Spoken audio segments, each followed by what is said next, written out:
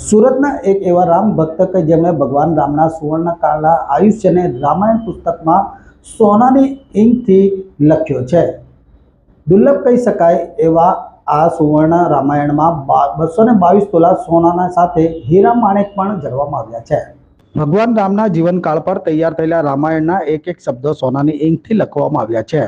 530 પાનાની અને 222 તોલા સોનાથી તૈયાર કરવામાં આવેલા રામાયણના મુખ્ય પાનું ચાંદીનું બનાવવામાં આવ્યું છે અને તેના પર 20 તોલાની રામની મૂર્તિ સાથે 10 કિલો ચાંદી, 4000 હીરા માણેક અને નીલમણી જેવા રત્નોનો ઉપયોગ કરવામાં આવ્યો છે।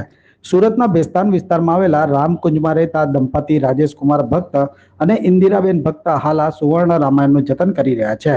તેમનું કહેવું છે કે આ રામાયણ તેમના દાદા દ્વારા બનાવવામાં આવી હતી। રાજેશભાઈના દાદા સ્વર્ગવાસી રામભાઈ ગોકળભાઈ ભક્ત રામના ભક્ત હોવાથી તેમણે વર્ષ 1981માં તેઓએ આ રામાયણ બનાવી હતી અને આ પુસ્તક વર્ષ 1981માં પુષ્ય નક્ષત્રના દિવસે 9 કલાકમાં 40 લોકો દ્વારા તૈયાર થયા હોવાનું કહેવામાં આવ્યું છે। હીરા અને અન્ય કિંમતી રત્નોથી સજ્જ સોનાની રામાયણને વર્ષમાં માત્ર એક જ વાર રામનવમીના અવસરે જાહેર જનતા માટે બહાર લાવવામાં આવે છે અને પછી તેને બેંકમાં પાછું મૂકવામાં આવે છે। આ રામાયણ તૈયાર કરવા માટે તેના પર ખાસ જર્મનીથી પેપર મંગાવવામાં આવ્યા હોવાનું કહેવામાં આવે છે। જર્મનીના આ કાગળ એટલા સફેદ છે કે હાથ લાગે તો પણ એની પર કોઈ ડાઘ લાગતો નથી। આ ઉપરાંત સોનાની ઇંકથી લખાયેલા પાનાના વચ્ચે મૂકવામાં આવેલા બટર પેપર પર પણ 5 કરોડ વાર શ્રી રામ લખવામાં આવ્યું છે। પરંતુ આ દુર્લભ રામાયણને જોવા માટે ભક્તોએ આખું વર્ષ રાહ જોવી પડી છે।